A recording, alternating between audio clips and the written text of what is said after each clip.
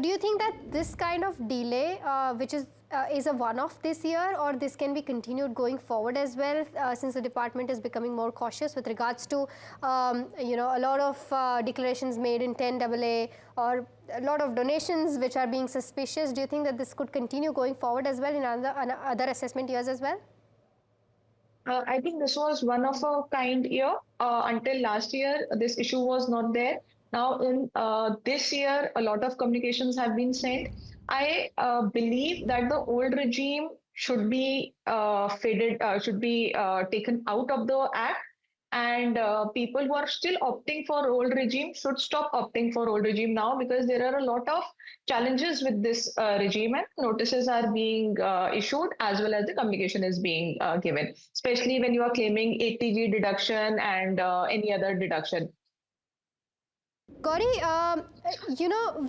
with regards to this entire, refund getting delayed, is there a checklist in place that one should keep in mind before filing their income tax return so that it doesn't happen with them? Yes, of course, while you are filing your return, I believe that you really need to check your AIS and 26AS. In case there is any mismatch between AIS and 26AS, you will definitely get a notice, and you definitely will not get your refund. Forget in time, you will not get it only if there is any mismatch.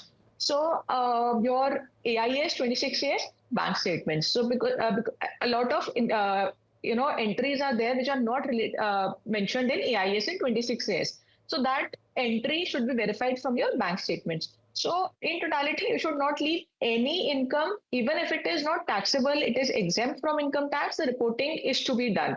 So when you check everything, all your TDS deductions, all your reportings, which the income tax department is letting you know through AIS and 26AS, I think you will be safe. Apart from that, because this year things have been a little different, the utilities were released quite late. The timeline was extended. The due date was extended from 31st July till 15 September. Then the period to revise the return was also less compared to last year. So I think this has been an exceptional year, and going forward, the department would release the utilities in time, and the time given for revised return would be more. So I believe from next year onwards, this issue should not be there. Moreover, we are hoping that there is some kind of amendments in the old regime. Maybe it gets faded out, or it gets easier, because it is causing a lot of trouble to the taxpayers who are still opting for the old regime.